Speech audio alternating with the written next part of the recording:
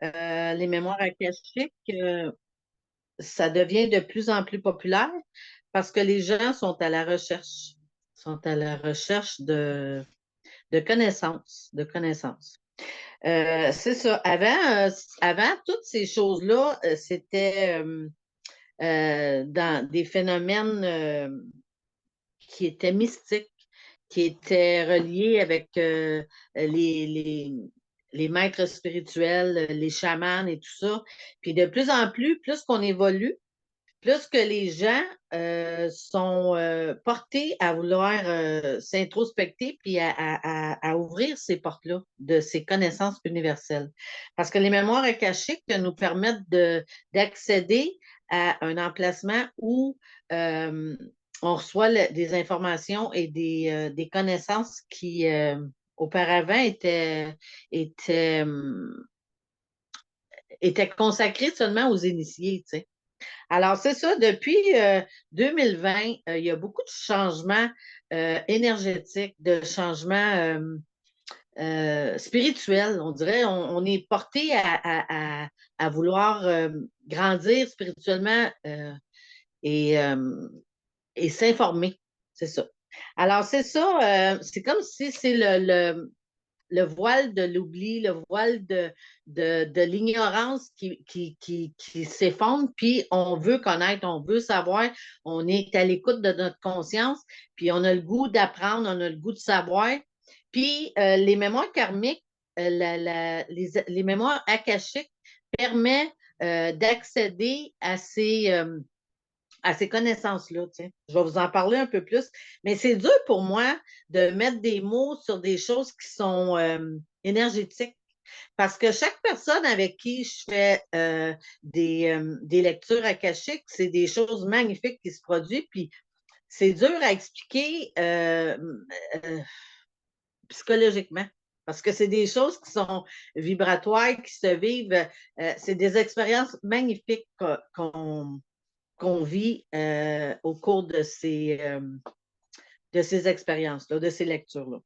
Fait que c'est ça, il faut, c'est ça, les expériences akashiques, ben c'est ça, c'est une expérience de l'âme. C'est ton âme qui t'appelle à vouloir découvrir un peu plus sur ta provenance, sur tes mémoires.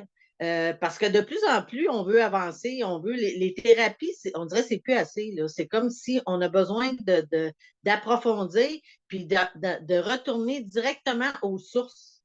Puis ça se fait pas par le psychologique. C'est quelque chose qui s'explique pas. C'est pour ça que je suis toujours fascinée par les lectures que je fais parce que je ne sais jamais dans quel univers je vais me retrouver avec la personne. Puis c'est magnifique. C'est magnifique, les expériences qu'on voit, les choses que je vois. Tu sais. Fait que c'est ça. Euh, on brise des chaînes. Les gens qui ont des choses à débloquer, que ce soit psychologiquement, que ce soit spirituellement, que ce soit comprendre des choses, des fois, on vient qu'on ne se comprend plus. Puis, les mémoires akashiques nous permettent un paquet de déblocages, un paquet de choses. Je vais vous parler un peu plus de ce que c'est l'akasha, les mémoires akashiques. C'est ça. J'ai pas habitude. Moi, je suis habituée le domaine que je suis de parler de moi. Là, j'ai de la misère à parler d'un sujet, mais je vais y arriver parce qu'il faut que je me dépasse. Il faut que je dépasse ma peur. C'est un domaine que je maîtrise très bien.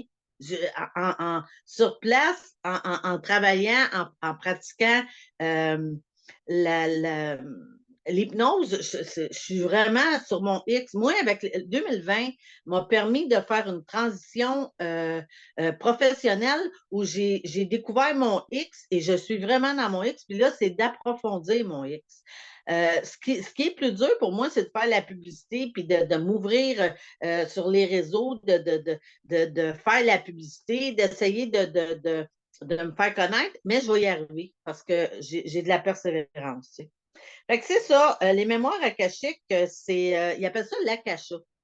L'akasha, c'est là où se trouve une énorme bibliothèque où tu as toutes tes connaissances, tu as toutes tes mémoires, tu as tout ton vécu depuis tes premières incarnations.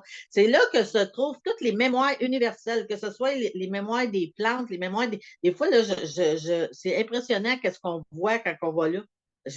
Moi, j'ai la capacité d'aller avec les gens et de visualiser les images qu'ils me, ils me disent où ce qu'ils sont, puis tout ça, puis je visualise avec eux les images. Alors, c'est magnifique ce qui peut se produire dans cette bibliothèque-là. C'est ça, cette bibliothèque-là, c'est pas tout le monde qui va faire ces recherches-là, parce que c'est un domaine où ça demande de la sensibilité, ça demande quelqu'un qui est trop rationnel, quelqu'un qui réfléchit, quelqu'un qui est trop pragmatique, n'aura pas le, le vouloir d'aller dans ces choses-là. C'est plus les gens qui sont à la recherche, tu sais, qui veulent chercher un peu plus sur eux, retrouver aussi la connexion avec leur âme, parce que c'est beaucoup ça que je vois, moi, c'est ainsi. Euh, Moi, je dis toujours, si je pourrais faire une publicité, je ferais experience de divine, tu sais, de divinité. La divinité, on en parle, on entend toutes sortes de choses sur les réseaux, que ce soit le quantique, que ce soit la connexion, le divin, le ci, le ça. C'est quoi ça? C'est quoi que ça mange l'hiver, tu sais? Les mémoires akashiques, c'est ça que ça permet, entre autres. C'est de se connecter avec toutes nos mémoires ancestrales, nos mémoires, ton inconscient et ton cheminement va t'amener directement à recevoir des réponses que tu as besoin aujourd'hui. Puis des fois, tu vas puiser ça dans des sources incroyables. Tu peux aller dans des mémoires ancestrales, retourner avec ton arrière-arrière, tes ancêtres pour régler quelque chose aujourd'hui. Parce qu'on est dans un temps où on règle des choses, où on se guérit, où on va à la racine des choses. C'est là qu'on trouve nos réponses. Et les mémoires akashiques permettre cette guérison-là, cette connexion-là, cette compréhension-là. Parce que quand on comprend quelque chose, on l'annule. Tu sais, il y a des fois là, des patterns qu'on répète tout le temps dans cette vie-ci, là, ben, ça vient d'incarnations passées. Souvent, des fois, on a fait soit des vœux karmiques, soit on a fait des choses dans des vies antérieures, des fois, qui nous suivent et c'est lourd. Fait en accédant à ces mémoires-là, en faisant le travail sur soi, bien, on annule. Puis on vient que notre vie est moins lourde. Et aujourd'hui, ça va très vite. Tout va très vite. On est dans le quantique. Tu sais, on est dans l'explosion de conscience, l'explosion tu sais, on n'est plus capable d'expliquer. On n'a plus le temps à l'explication. C'est comme, ah ouais, ou comment qu'on fait pour rentrer là-dedans, on sort de là, on fait le ménage, puis c'est fini. Fait que c'est de plus, on dirait que c'est ça que ça l'a amené 2020. Ça l'a amené comme un, un tourbillon d'ouverture. C'est l'ouverture vers l'invisible. Tu sais, avant ça, on parlait l'invisible, le voile. Mais là, l'invisible est presque touchable de plus en plus. Parce que quand tu commences à faire, que ce soit de la méditation, parce que les mémoires akashiques, tu peux y accéder de plusieurs façons. Je n'ai pas encore commencé mon texte, là, je commence juste une petite introduction, parce que c'est la première fois que je fais un live sur les réseaux. Et c'est ça, il y a plusieurs façons d'accéder à nos mémoires akashiques. Il n'y a pas juste les gens peuvent facilement y accéder seuls. Tu peux y accéder toi-même par des techniques, là, mais par la méditation, tu peux y accéder, par les voyages astrales, par les rêves lucides, par la visualisation. C'est juste d'apprendre les techniques. Il y a beaucoup d'emplacements sur YouTube où ce qui te donne des trucs pour accéder par toi-même à tes mémoires.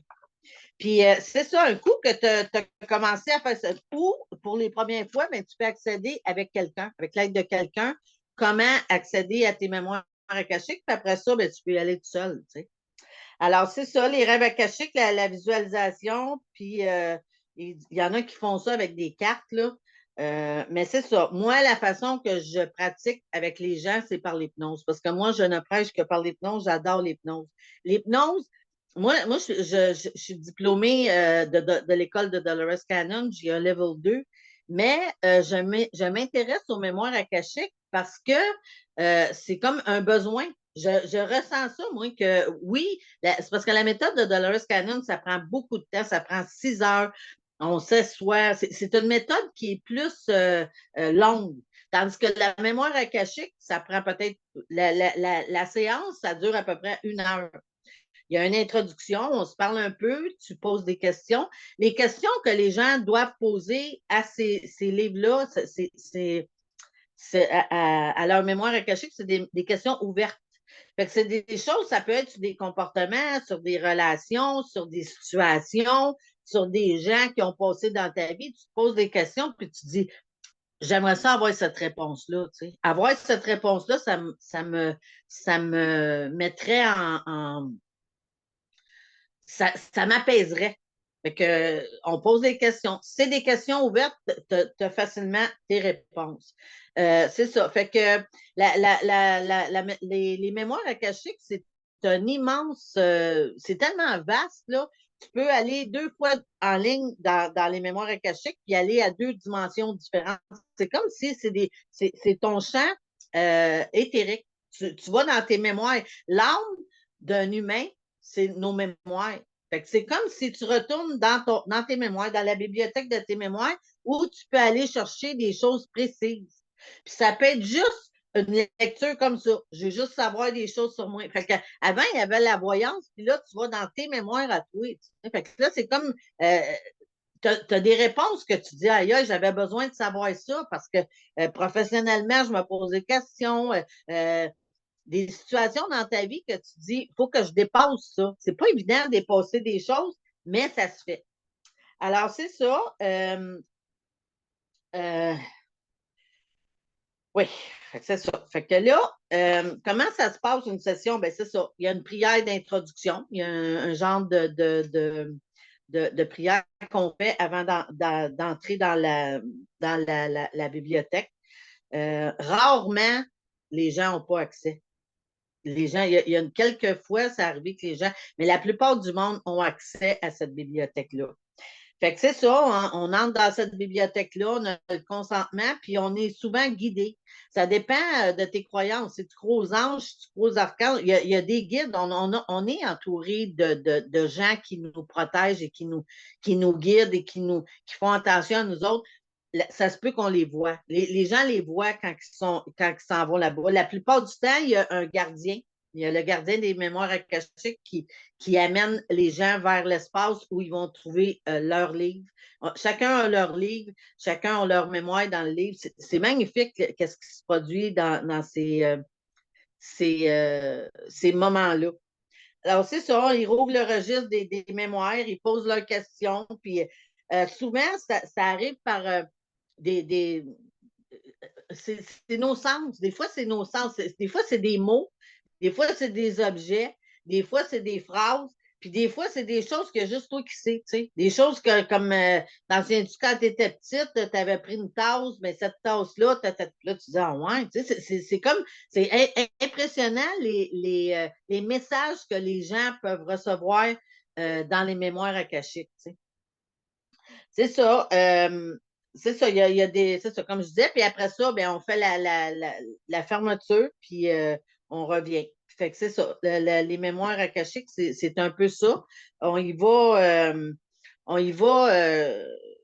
C'est ça, quand on en a besoin. Mais non, je suis tout mélangée. Je parle vite, on dirait, j'ai peur de manquer des mots. Mais je me pratique et je vais devenir meilleure avec les années. Alors, c'est ça. C'est ça. Tout le monde a accès, c'est ça, pour se dépasser, améliorer des situations d'incarnation, guérir, s'améliorer, changer. Euh, c'est ça. C'est une question de fréquence et de vibration aussi. Si la personne n'est pas disposée, elle ne pourra pas y aller. Tu sais. Puis moi, de toute façon, moi, les gens avec qui je travaille, avec qui je guide, puis je les aide là-dedans, faut qu'il y ait une connexion, il faut que je sente que la personne, elle veut vraiment connecté, parce que tu peux pas aller là si tu n'es pas en bonne condition, tu sais.